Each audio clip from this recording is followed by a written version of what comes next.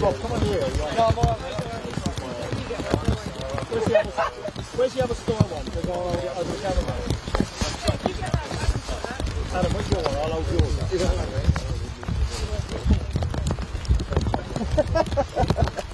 Push that button. Push. Keep it on. I'll hold it for you. Good man.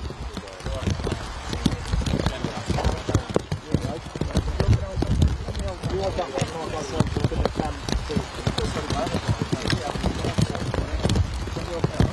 Move along. There we go. What's that? I've got him. I'm holding him. I'm holding him up for you. I've got coming in. Maybe we can start out of it.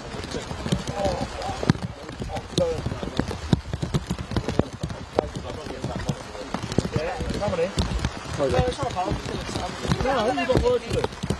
Go on, get under there and Dave. Are they on the... Rob, are they on the break? Can you hear anything? I'm looking, mate. I'm going to give me a call. Sorry.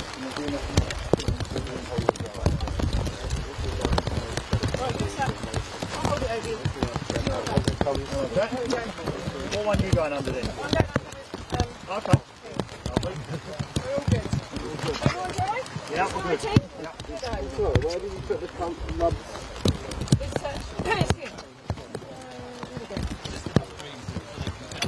There's a cable here. Cable here. That's on.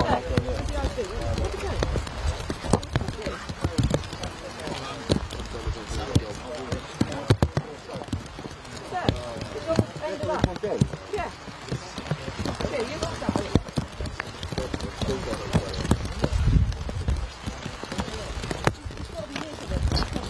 If you can't see it, I'll get mine. Yeah, grab it.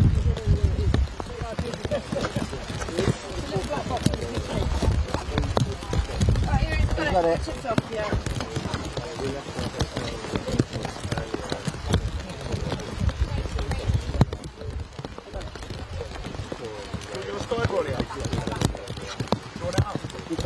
I'll get it. I'm going to put it over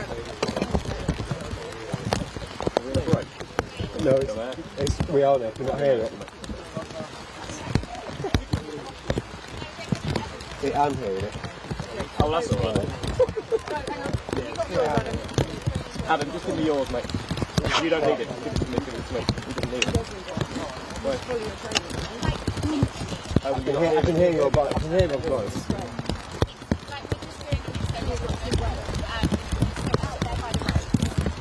Yeah, I've got it.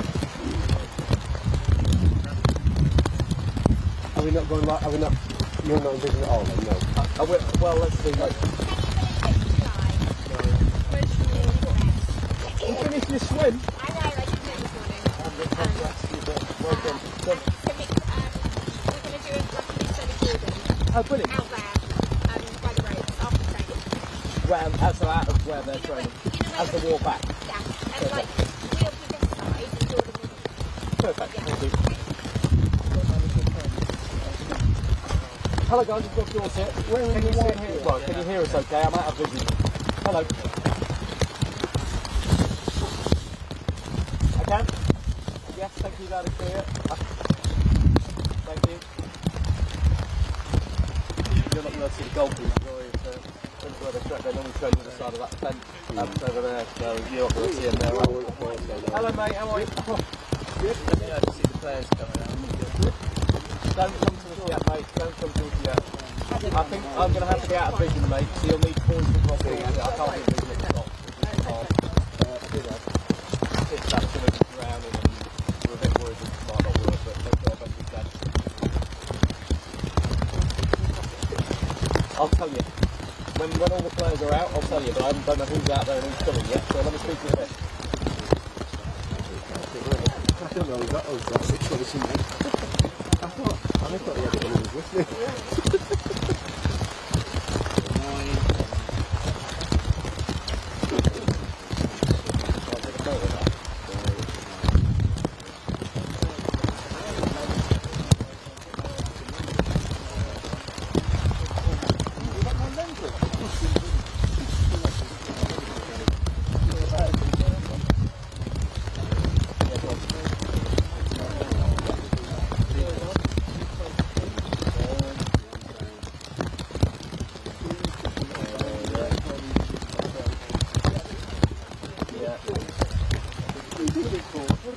he's getting full. They are, so I can't do it. Yeah.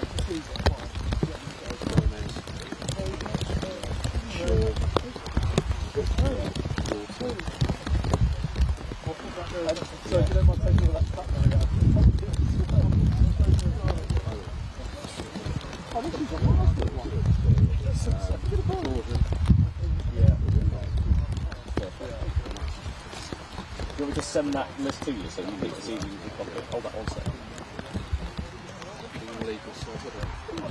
Yes, mate, that's okay.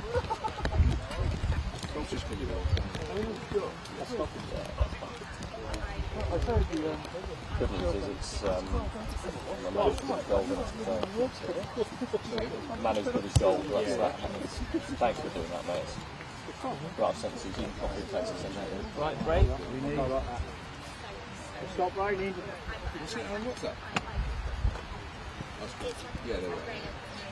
1, 2, 3, 4, 5, 6, 7, 8, 9, 10. Is that what you were? 2 goalkeepers, 8 out of 3. Oh, that's a touch.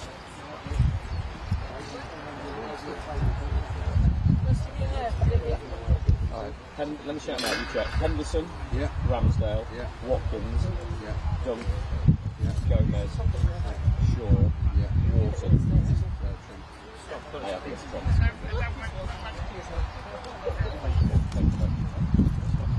Yeah, stop.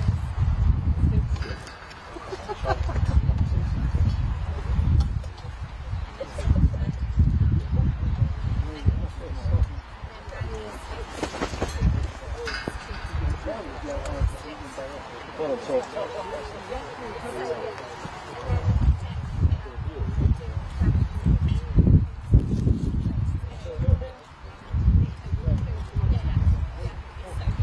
Put it up there in case it rains, I can just pull it back down in front of it.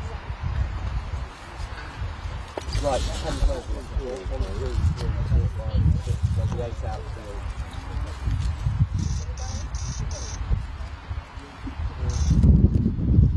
Okay, that's 8, so that's all on them. Right, Vic, it's Rob. Yeah, they're out, mate. We're ready when you are. 10 players training, 2 of them goalkeepers.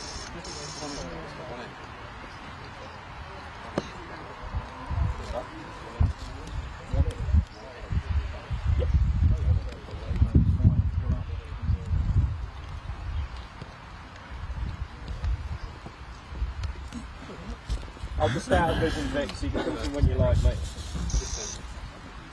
Okay, pal.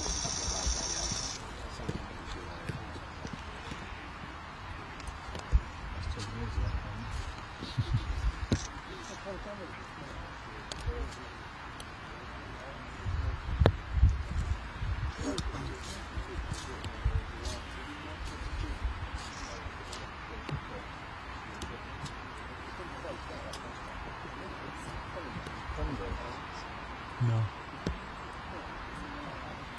There's nobody who had any involvement. Yeah, well, look, we told this recently actually, Apart from Gallagher. because it was biblical rain up until about 30 seconds ago, and it's just stopped as the players have come out. So that gives you a level of understanding of what England's preparations and plan is like, doesn't it? Gareth Southgate can command the weather now. Listen, after last night's performance and result, he probably thinks he can do that right now. It was an extraordinary moment, wasn't it, when Jude Bellingham scored that overhead kick. I mean, look, I was saying that I think you have to put that moment in English football up there alongside some of the great goals and the great moments in recent decades. You think of David Platt's volley in Italian 90 against Belgium, you think of Gaz's volley against Scotland in Euro 96, you think of Michael Owen's wonder goal against Argentina in the World Cup as well. It's that level that I think was there last night. But look, let's show you what the players are doing, because I think they're all pretty exhausted and shell-shocked by the sheer emotion of it, even those players who didn't play a part. And that's what you've got out there today. 10 players out on the training field with England, all those that didn't feature last night, and some of those that featured a little bit.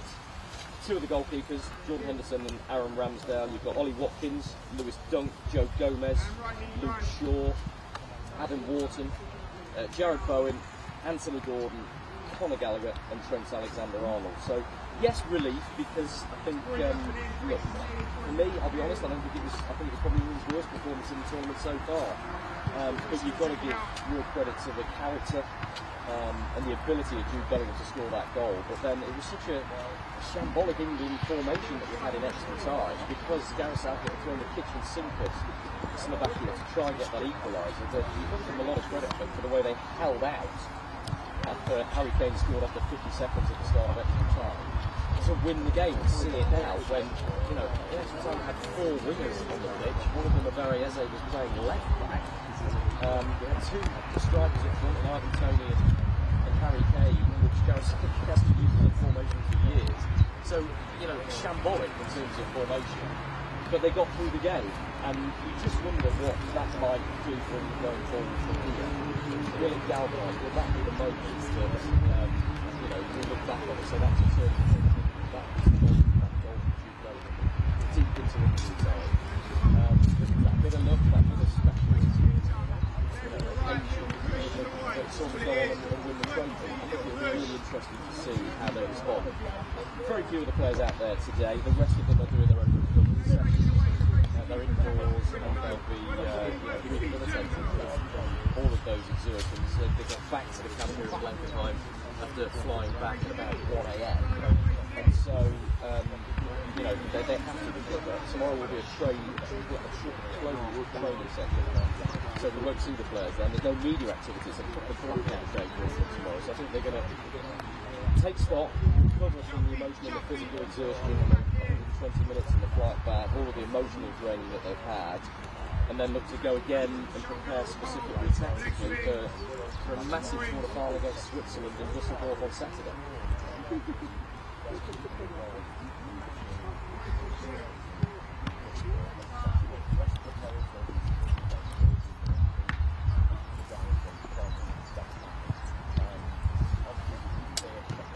Yeah, listen, the manager said to ITV Sport after the game that Ivan Toney didn't want to come on the right important minute for the second play of normal time. I didn't see the point. Southgate thought he could throw him on and cause some chaos. And he did exactly that, and it worked brilliantly after 50 seconds in extra time, didn't it? Because it was Ivan Toney's, I don't know if it was his first touch in major international football, but certainly his first major involvement was to flip that header on for Harry Kane to score what looked to be England's winner. And look, I thought Ivan Toney made a big impact. Someone's going to think I've all got Harry Kane dropped. He's got 2 goals in 2 games in the knockout stages. I'm sure Gareth Southgate will stick with it. He's England's greatest ever goal getter. But he has been dropping deep. He has been criticised by some pundits for dropping deep. He hasn't got the same energy levels, I think, that he's shown for Bayern Munich all season. And when Ivan Toney came on, I felt he was England's target man, proper number 9, held the ball up brilliantly, won some free kicks on the halfway line when England were definitely clearing the ball, which relieved so much of the pressure. And so I thought Ivan Toney was very impressive last night, and it'll be interesting to see whether he plays more of a part against Switzerland on Saturday. Cole Palmer isn't out there, of course, because he came off. He came on the pitch as a substitute, so he will be having his rehabilitation session. But again, he's shown an impact. And there were a lot of fans calling for Cole Palmer to play before the game, and he didn't get that chance from the start. Gareth Southgate has stuck very really faithfully to the vast majority of his starting 11, hasn't he? He's tweaked the midfield on each occasion. So I think that's really interesting. You can see Conor Gallagher there in the middle of that little rendezvous that they're playing. And we spoke to him after the game last night, and he said he's never been involved in a game anything like it. It's an extraordinary occasion. But he talked about the character on the side and just how important that was to just get over the line, and how important that might be for England going forward from here. But you just wonder about Conor Gallagher's mindset a little bit, don't you? Because he bided his time, he waited for his opportunity, he kept coming on for Trent Alexander-Arnold in the early parts of the group games, and then he got his chance in the 3rd group game against Slovenia, and was substituted at half-time because Gareth Southgate felt that there wasn't enough control over the ball in the middle of the midfield. He brought Bobby Maynard on in his place, and suddenly Conor Gallagher gets thrown into the chaos of last night in extra time to try and stiffen that England midfield. And I thought he did well, to be fair, in the time that he was on. But you just wonder what's going through his mind at a first major tournament. It must be an awful lot for him to take in. But yeah, a lot for Gareth Southgate to ponder in terms of possible changes. I think the first thing he's got to do is assess the walking wounded, because we saw Kieran Trippier limp off the pitch. We know he's been struggling with a calf injury. He got a real fracture in the game last night. And of course he's started each of England's 4 games so far, when he told me before the tournament and throughout the tournament he's still building that sharpness. Can Southgate ask him to go again? I think the good news from his perspective and from Gareth Southgate's perspective is that they have a 6-day gap between that last 16 win in Gelsenkirchen and the quarter-final against Switzerland in Dusseldorf on Saturday. They won't do much today. I think it might be a bit of a rest day tomorrow as well. I think Southgate will give the players time to recover before they look to plan to go again. That big gap is the last gap they'll get, even if they go all the way to the final. There won't be another gap like this. The games come thick and fast from the quarter-final stages onwards. So rest, recovery is what today and tomorrow are probably all about.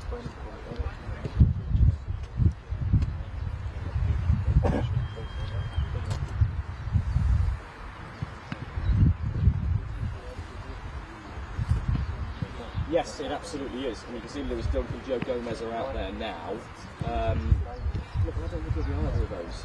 I think it'll be almost certainly Ezra Thompson comes into the middle of England's defence in truth. I think he's been first choice replacement for anybody in the defence, should they be missing any of the key names. And Gay is a big miss. Look, I think he's been England's best and most consistent player throughout this tournament. I think England's defence has been brilliant, we'll have to say. Only conceded 1 goal in the group stages. Yes, conceded last night, but I think the England defence has performed very, very well. And Mark Gay has mastered that England defence incredibly well. And so, how to replace him is a tall order. Ezra Thompson's played a lot for England right across the back line, left back, right back, and centre back. In the friendlies building up to this tournament, against Belgium and Brazil he featured as well, and he's had a brilliant season for Aston Villa. So there is Gareth Southgate, and you just wonder what he's thinking. I'm pretty confident that his mind is turned to Ezra Thompson in the absence of Mark Gay. But England will definitely miss Gay's calm, his positional sense, his ability on the ball, his calmness on the ball, the way he's marshalled that England defence and worked incredibly well, built a really good understanding with John Stones, who incidentally I bumped into in the mix zone last night as he was walking past, and he blew his cheeks out to me and went, "Phew, that was fun, wasn't it?" So I think even with his experience, he's never seen anything like what England went through last night. And again, I just feel it's a key moment for us. I'm writing a piece on skynews.com talking about this as Gareth Southgate goes into his 100th game in charge of England. What does he do now? Does he try and pounce on this incredible moment that Jude Bellingham created for the nation last night, this memorable, mesmeric moment? Can they build some confidence and some momentum from there after what has been a very lacklustre tournament for them otherwise? I think the only way they can do that is by making significant changes. I think Southgate has to change his game plan. He has to change his personnel. Switzerland are a better side than Slovakia. They've knocked out the whole of Italy. They've looked good in the group stages. It's a real test for them in this quarter-final. And I think Gareth Southgate has to look at his options out there and go, look, let's be honest, the plan hasn't worked. It's time for plan B.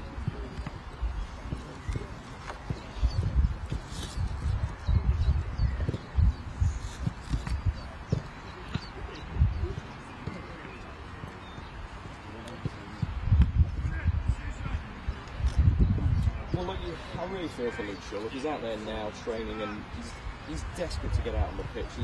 He's worked so hard. He joined up with England very early so he could try and prove his fitness and get back. Gareth Southgate admitted when he selected him in the 26-man squad that it was a gamble. Well, look, it's a gamble that hasn't quite worked, has it? Let's be honest. If Luke Shaw hasn't played any football in this tournament, and now at the quarter-final stages, can he thrown in from the start? Look, I think the real question marks over Kieran Trippier. As I said, we saw him tobble off. We saw a Barriese playing at left back at one stage. Such was England's kind of sceptical approach to trying to get back into the game. I think it would be a tall order to throw Luke Shaw, who hasn't played any football since mid-February, into quarter-final, the intensity of that. They never do that through football because there's a risk of a chance. It's been out for so long. It's supposed to be a staged return to football. It's supposed to get 10 minutes in the second group game, maybe half an hour in the third group game. None of that's happened. He hasn't even played in the last 16. I can't see how Gareth Southgate could put Luke Shaw, and it would be a huge gamble if he did that. I think it's much more likely that he'll look elsewhere, assuming Trippier isn't fit, but that's what the England medics will be trying to assess over the next couple of days. Hey, we haven't got many minutes left until the England cameras are turned off. And so let me talk briefly about Anthony Gordon that you've got there in the background, because I think a lot of people want to see him out on the England side. Makes a big impact, and for me, England have been very narrow in the whole of this tournament. Kyle Walker at right back is the only person playing in position for his favoured foot. He's right-footed, he's playing right back. The left back, the left wing, the right wing are all players that like to cut in field because that's their natural foot. Anthony Gordon can take on whoever's playing right back for Switzerland, beat them, get in behind with his pace, with his direct thinking. Look, and you wonder what's going through his mind, because of course we know that Liverpool are interested in signing him, and I think that is playing on his mind. You wonder what, for a young player like that, how much that's affecting him emotionally right now. I mean, how much is he able to focus on it? What's going on? Newcastle, of course, resisting any bids to try and buy him and desperate to keep him, but he'll know exactly what's going on. I just wonder when people say, Gareth Southgate's got to throw Anthony Gordon on, maybe we don't know what's going on behind the scenes where Anthony Gordon's head is right now. I've interviewed him a couple of times, he's desperate to play. He wants the opportunity. There's Jimmy Floyd Hasselbank giving him a nudge look, probably makes me talking about it. It's nice to see them messing about like that, because I say it's a bit of a tough tackle, I think. But if England can get him on the pitch and get some width, get some pace, get in behind Switzerland, they may look a lot more dangerous. We'll spend much more time over the coming days talking about England's plans, Gareth Southgate's options, what Gareth Southgate might do to prepare for Switzerland and this massive quarter-final game against Düsseldorf on Saturday. But listen, we won't hear from him today. I think we'll get to speak to Jordan Pickford shortly. That's who the FA County Publishers today. There will be plans to do so. You may hear from Jordan Pickford shortly, but there won't be any media tomorrow. And that man on the movie screen, he's probably very, very relieved. He's got some big thoughts and big decisions to make.